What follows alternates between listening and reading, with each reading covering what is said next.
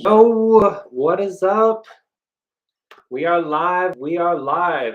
Let's kick it off here. Got tunes dialed in here while we're waiting for people to get signed on.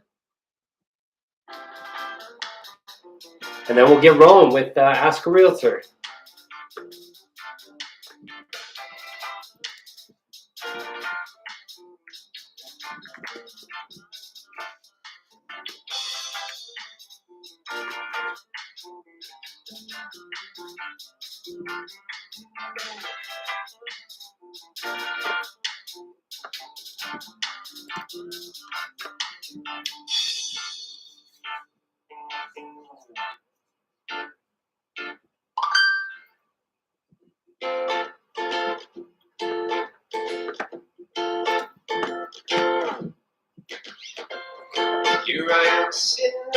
What's up, people? What's up, people? Welcome in.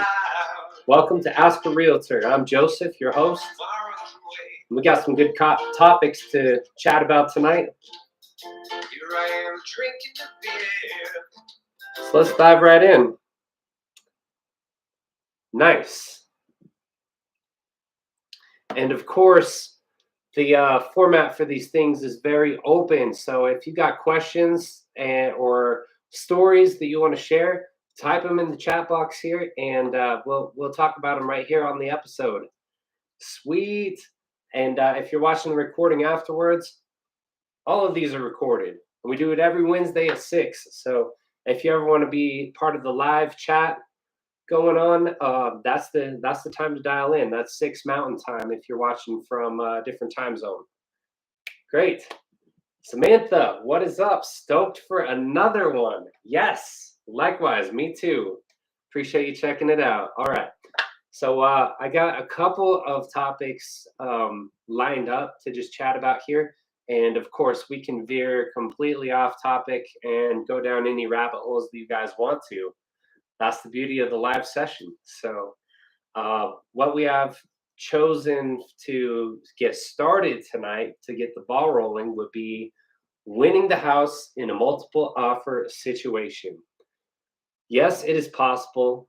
No, you do not need to be independently wealthy, trust fund status, coming from the coast with that old world money and just the cash falling out of your pockets as you're running to the house to the showing and falling back out of your house as you're running back out to go write your offer. You don't need that. No, we've got a lot of unique tips and strategies that we utilize to help our buyers get into those homes without overpaying more than they are comfortable doing, right? So what we do first is go look at the house. We've identified a home that the buyers are very interested in. We go set up that showing. Last week, I kind of talked about my process there. If we're setting up a tour of multiple homes in a day, if you missed that one, that's episode 7. It's on my YouTube channel. Please subscribe. It'll notify you when I go live here as well. But once we get to the house, we walk through. They love it. They want to submit an offer. First thing I do is I tell them, don't talk numbers or any strategies while we're in the house or even on the property. Lots of sellers these days have recording equipment, surveillance equipment, and they're not always great about notifying us that they are recording us. That's a whole separate issue in itself. But it's their property. They can kind of do what they want, and they invited you on there is the way that we approach it. So without knowing, we always assume that we're being watched and listened to at the showing, right? So we're not talking any details inside the house. Probably not right in front of the door either because of that Ring doorbell. It's going to pick up sound and anything that we're discussing out there might the seller might be privy to that conversation without us necessarily wanting them to be.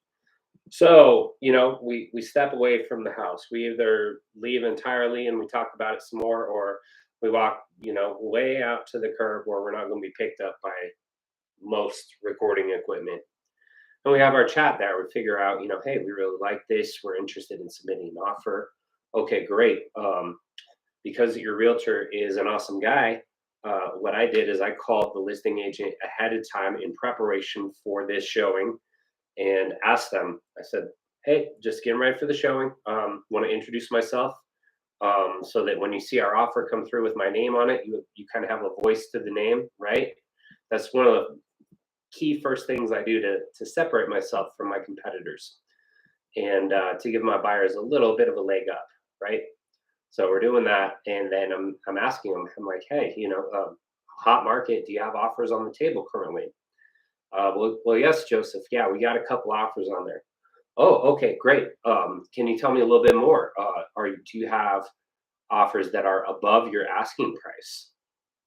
Oh, you do. Okay, very good. How much over are you? Oh, you're not going to disclose that information. I understand that. No worries.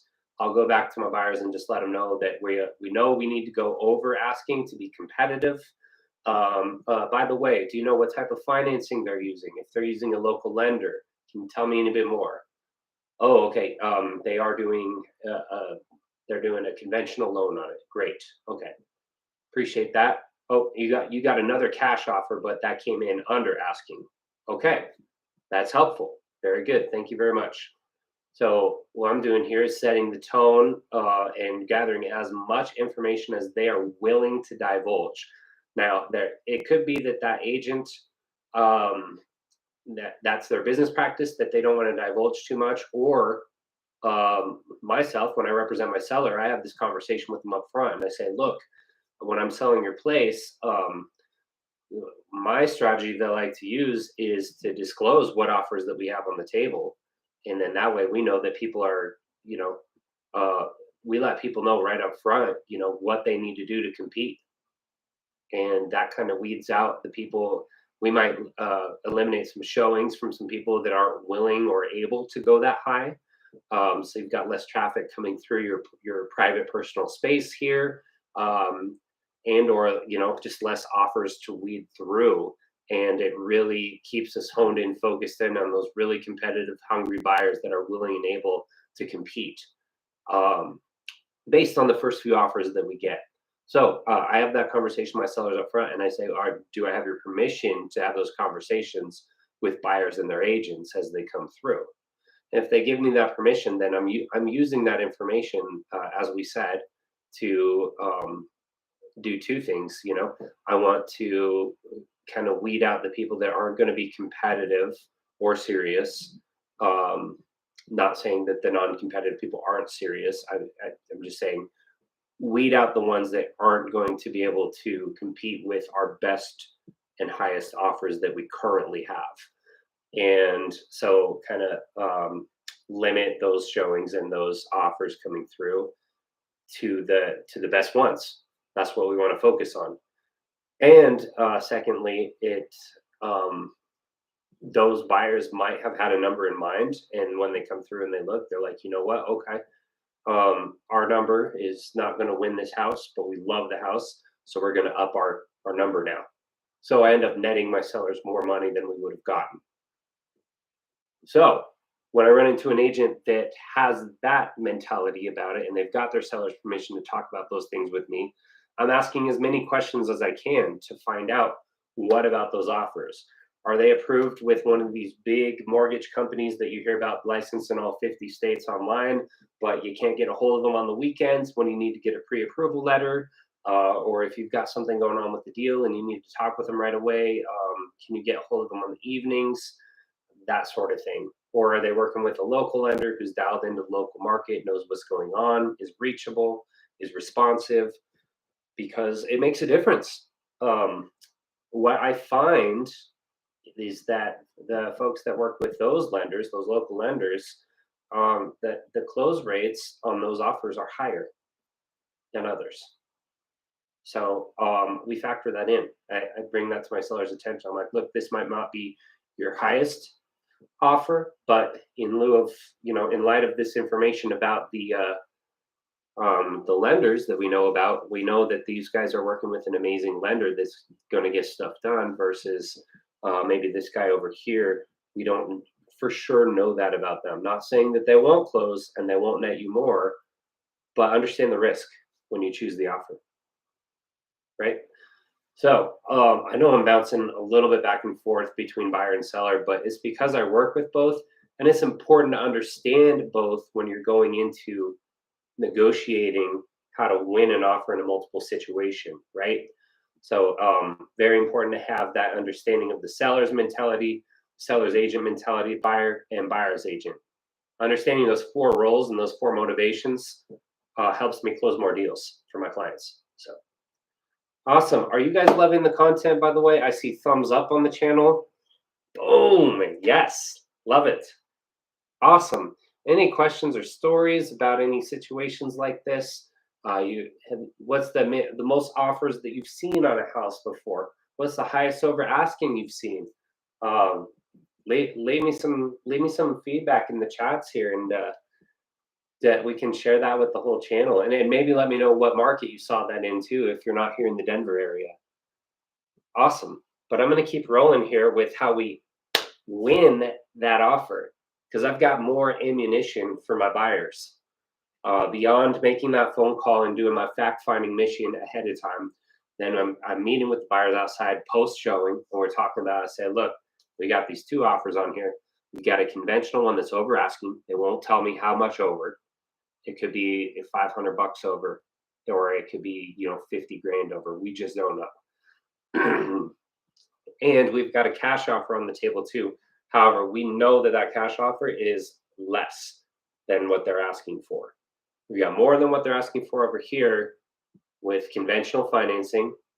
What do we know about that? We're going to have to do an appraisal. Versus cash, there is no appraisal requirement. They can always obtain a independent appraisal just for their own knowledge.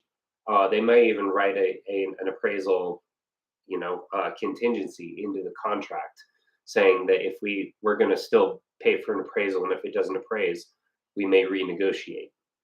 But I've never seen that with a cash offer, and that's usually one of the selling points of a cash offer, especially if they're coming in below asking price. They're going to try to offset that by making the deal a little bit easier, a little bit more hassle-free on that seller.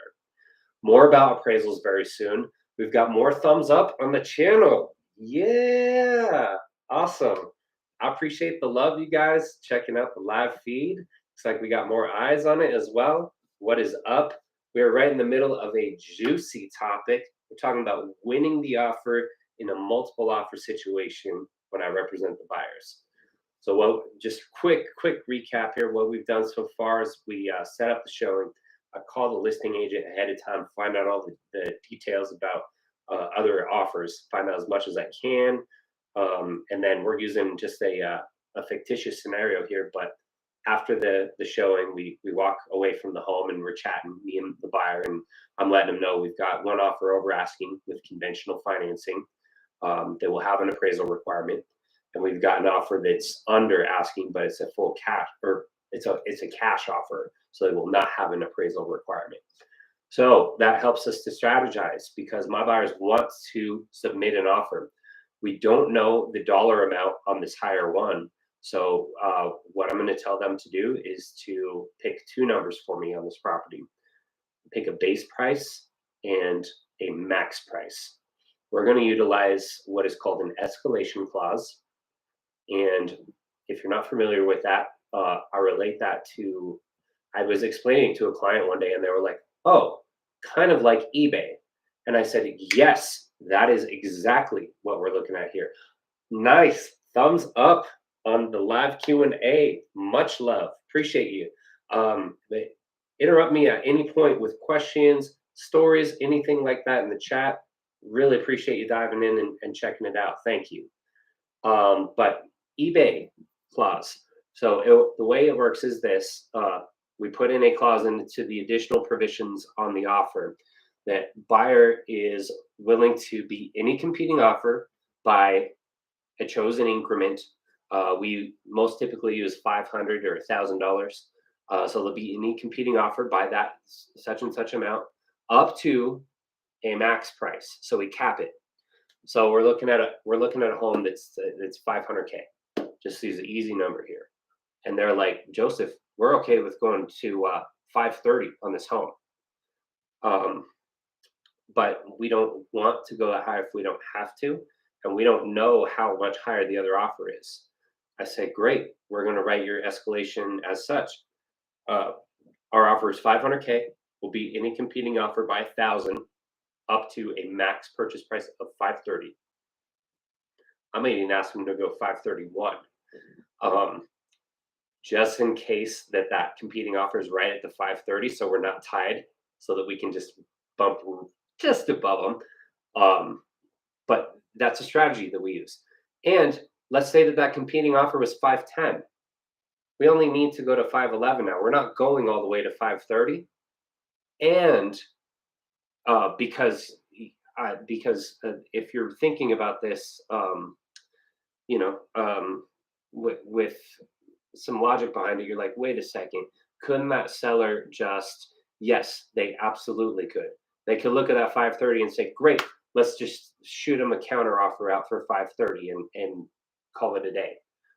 Which I know that my clients are okay with going to that number if they have to, but that's kind of crappy, right? Like they could be sitting on that offer at 510, and then boom, they got a little greedy and they bumped us up to 530. So what we do with our escalation is say this: if you are activating our escalation clause, we need bona fide proof of a bona fide offer that you received here. So I have them send over an offer with the buyer's private information redacted, to protect their privacy. But I want to see a bona fide offer for that 510 if we're going to go to 511. And if they are not able or willing to provide that, then guess what? We stay at the 500K that we offered before. Does that necessarily prevent the seller from sending the counter? No. They could still send a counter without sending a bona fide offer. They don't have to respect our escalation clause. But then I tell my buyers, if that's the case, if they're doing that, you got a decision to make. You could counter their counter and be like, I think they're bluffing. I'm gonna, they listed it at 500. They're bumping us 530, but they're not going to show their other higher offer.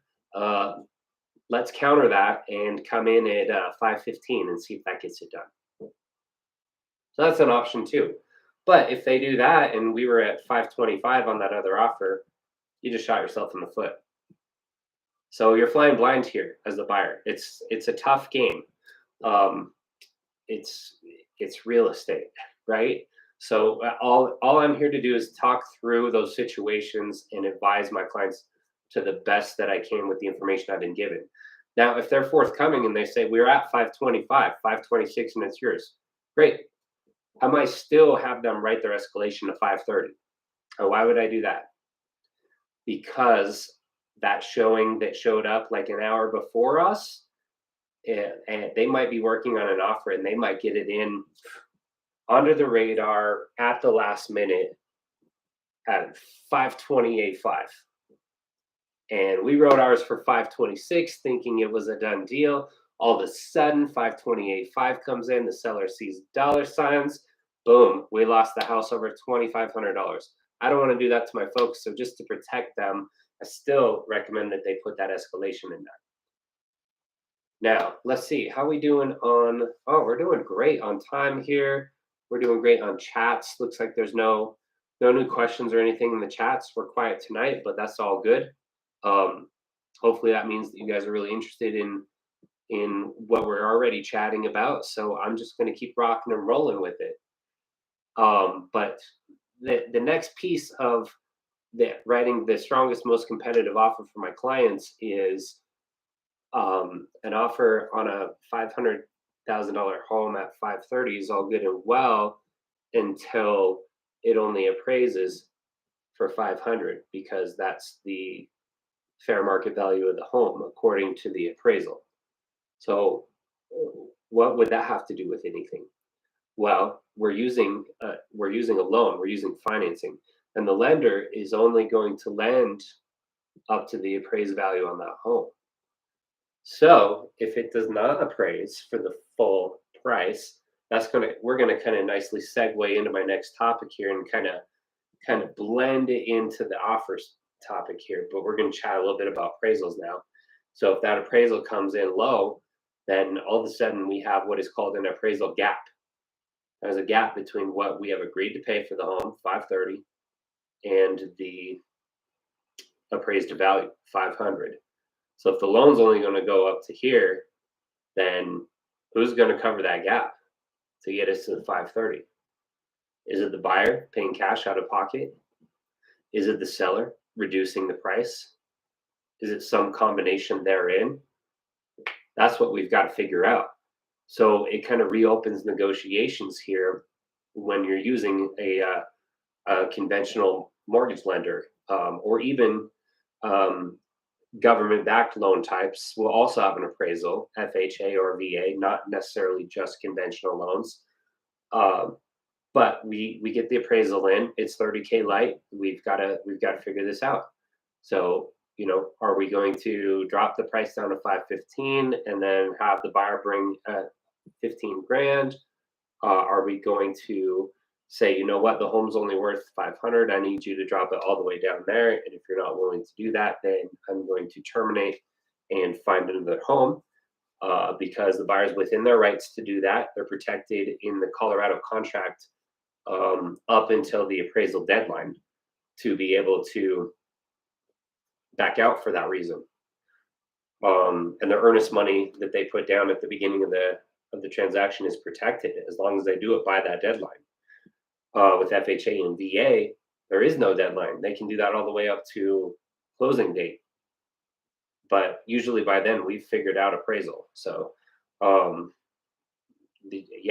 that's normally about a week, 2 weeks before the closing date anyways, is when that appraisal report comes in and we're diving into this. So that is why when we go in and we write our offer and we know that we're going above what the perceived value is, which I'm helping my clients figure out when we're piecing the offer together, I'll look at neighborhood sales and do a sales comparison for them and say, based on this,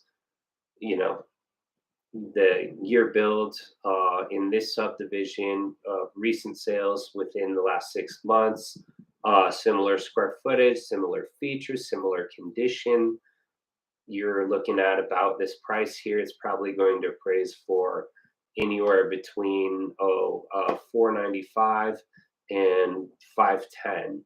So you might be looking at an appraisal gap here of between 20 and 35K. So Mr. Buyer, when we're writing your offer here, what we can do is to make your offer even stronger is we can nip a little bit of that concern for the seller in the bud initially and say, not only are we willing to do the escalation up to 530, but we're willing to back that with a 20,000 appraisal gap guarantee, which states that if the appraised value is less than the purchase price, buyer will cover that gap up to a max of their number. If they're using 20, that's going to be a strong gap, So when the seller sees that, now they're saying, okay, it needs to appraise only now for 510 instead of 530. So that eliminates a lot of the risk right there. And worst case scenario then is if it only appraised for the 510, buyers are going to be like, look, we're covering 20K of this already, seller. We'd like you to consider coming down an additional 10K, and let's get this done. Let's close this deal next week. What do you say? And in that instance, they might be all for it. They might be like, you know what? I'm still getting, 520 on my home that I had listed for 500. I'm still seeing that as a win, and I get that money in my bank account next week versus having to start all over with showings, offers, the whole inspection process, all that again. Okay, let's do it.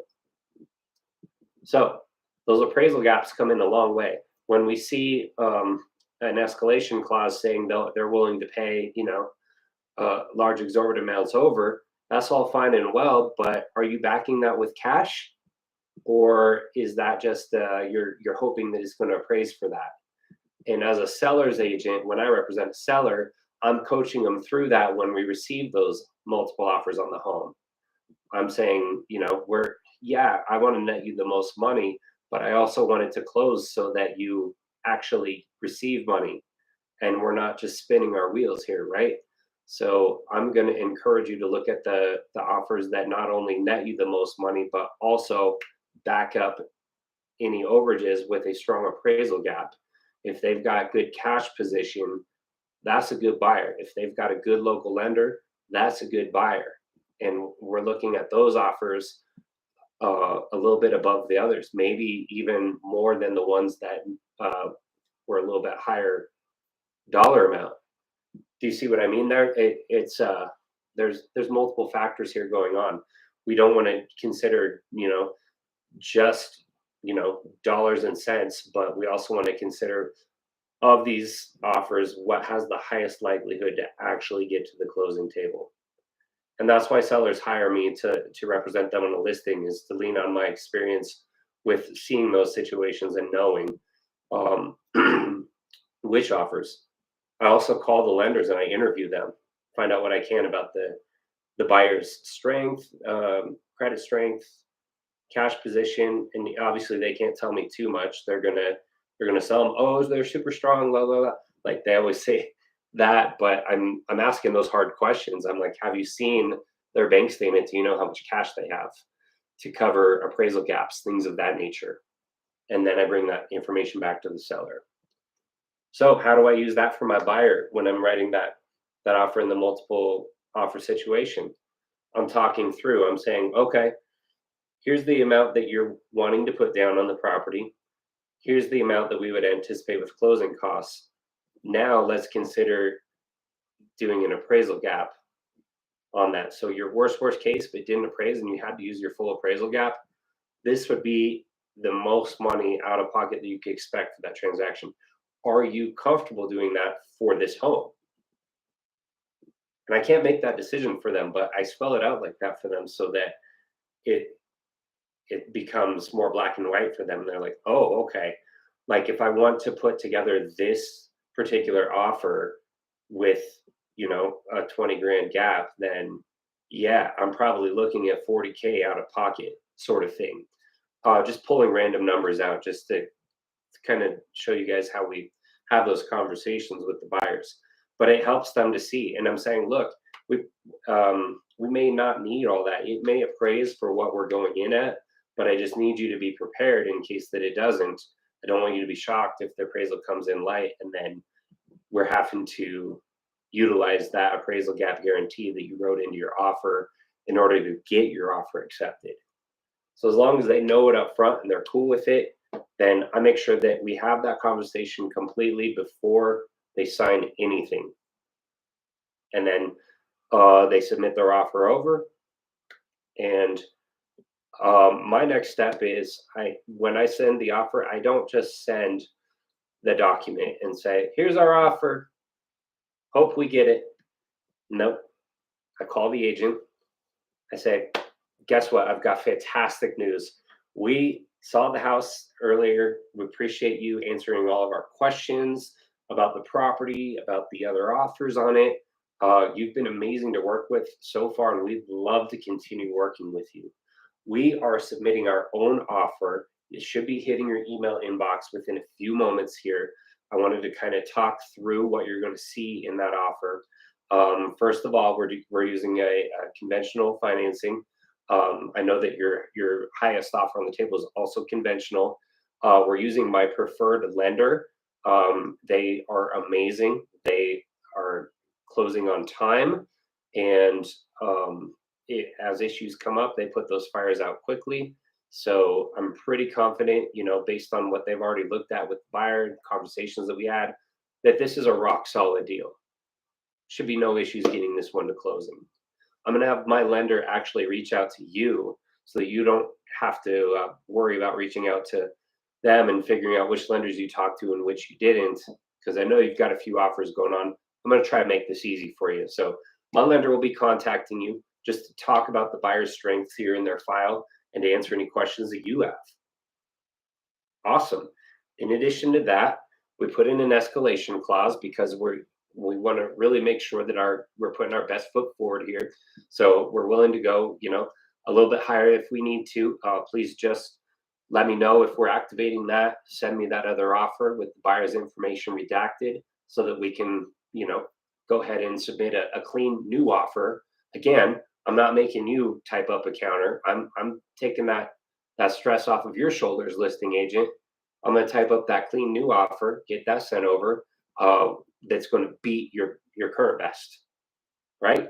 And guess what? Best of all, we have an appraisal gap in there, so you don't have to worry about it not appraising at this value. I think you'll be very pleased, but reach out to me here. Look, spit down the wrong tube. Awesome. Wouldn't be live if I didn't have like little things like that happen. But reach out to me here with any questions on that offer. I know my buyers are super excited about the place. I'm excited to do a deal with you. I'm already assuming that we're in business together. I'm framing everything that we are going to do this deal together, and it's going to be an amazing experience. Boom. Do you think that sets me apart? Do you think that sets my buyers apart in a multiple offer situation? You can bet your bottom dollar it does. I have pretty good success with that strategy. Wanted to chat through that with you guys. And let me check in on the chats here. All right, Samantha, how common are all cash offers? I see them a lot, actually. And, again, it's not necessarily independently wealthy people, but it's people that bought a starter home. Or maybe they've bought a couple of homes in their lifetimes, and they have gained equity and they're cashing out. So they've paid down their mortgage, paid it down or off. So they've got a great equity position. They sell that property, and now they are looking back out on the market.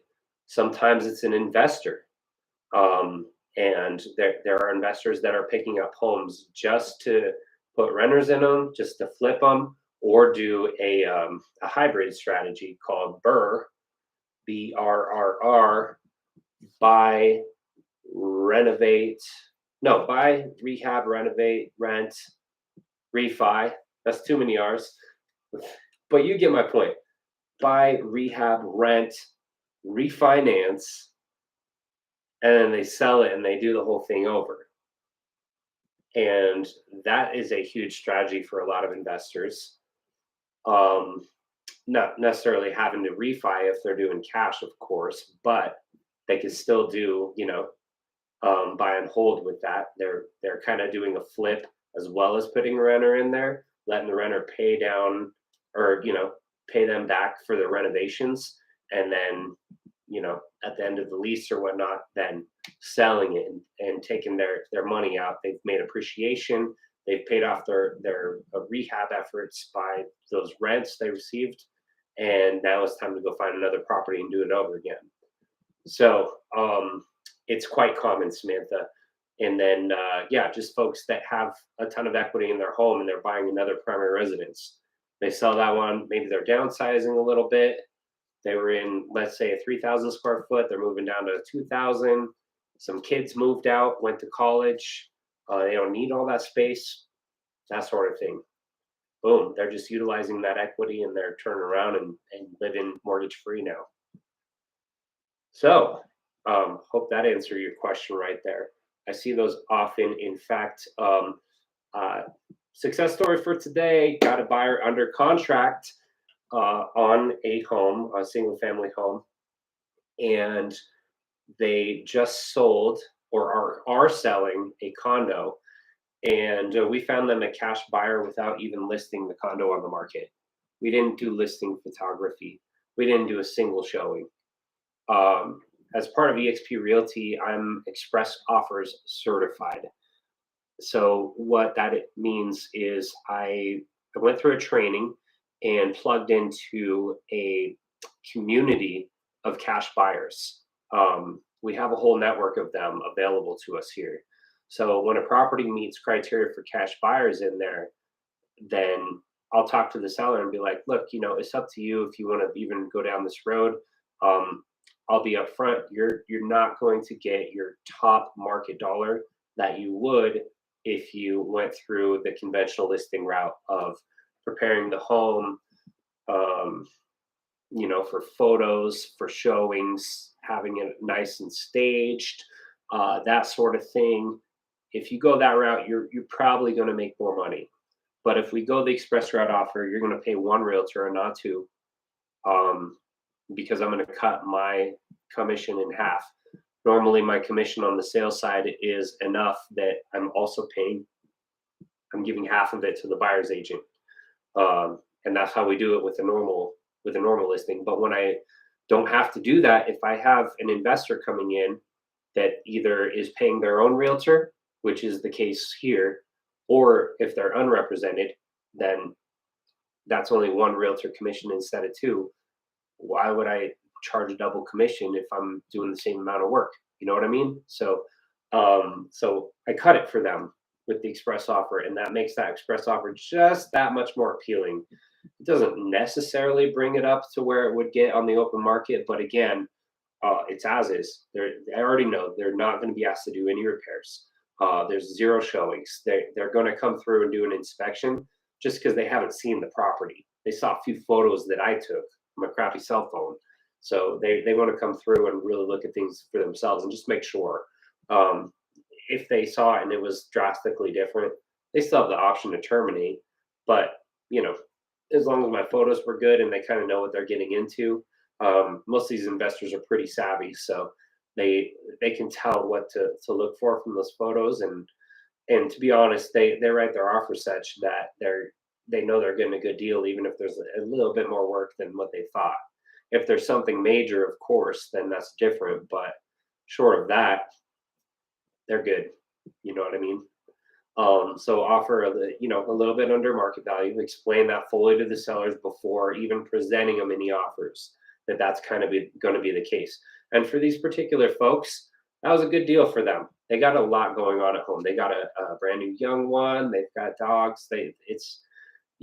It's just going to be kind of a hassle for them to get in and out for all these showings and get their place cleaned up for photos while they're trying to move out. They were like, you know what? Like we're good. Like if we get this much, we're good. We don't need all that. And especially if we don't have to contend with repairs. So okay. So we happened to get a couple of offers for them through the program, through Express Offers. One of them hit the number just right. They were good, so they accepted it. 10-day closing, all cash, no appraisal, no repairs, no showings. So that is something that's offered. There's different iBuyer programs out there. You hear a lot of them. Up until very recently, Zillow themselves were in the game buying houses. I'm sure they will be back, by the way. And then you've got other companies like them that have a similar kind of business model there, where they're buying these homes for a little bit under market, flipping them, putting them back on the market for a profit, or putting a renter in there. Again, all for a profit. And the numbers look different on a rental deal than they do on a flip. We can do a whole nother episode on that one. But you know what? Appraisals, I think I'm going to save appraisals for another time here to chat with you guys about those. But are there any additional questions or stories that you guys want to share? Is there anything else you want me to talk about here in a future segment of Ask a Realtor? Feel free to leave it in the chat here if you're watching live. If you are catching the recording of this and there's something that you want me to chat about on the channel, I may have in a previous episode. Feel free to flip through those, but if it's easier, just shoot it my way. And you know what? Like, even if I've already talked about it on the channel here, like, it's all good. I'm doing this weekly. So, frankly, I need stuff to talk about. So I'm leaning on you guys to help me out with that. And yeah, what I can do is maybe put a different spin on it than I did the last time, or maybe I have a new story to share about that particular topic, because I've done more deals since that last time I talked about it. that sort of thing. But I really hope that you guys are getting value of this. If you are, please consider subscribing to my YouTube channel. I would most appreciate that. Just trying to grow that, and it also will let you know when I'm posting videos. I'm planning to do other videos too that are not live Q and A's, but for right now, these just seem to be working really well. So I'm happy to just sit here and just chat with you guys. So awesome. All right, checking in on the chat one more time before I sign out. Okay. All good, nothing new. So awesome. I hope you guys enjoyed that very much. I am Joseph with eXp Realty. If you're looking to buy or sell a house, hit me up. If you just want to chat about real estate, I nerd out on this stuff, obviously. So let me know. If you're in Denver, let's go get a cup of coffee, chat about it. If you're thinking about a career in real estate, same thing. Let's meet up and see what that would look like for you. So appreciate you guys showing me some love on the live channel. Thank you so much. And we'll see y'all next week.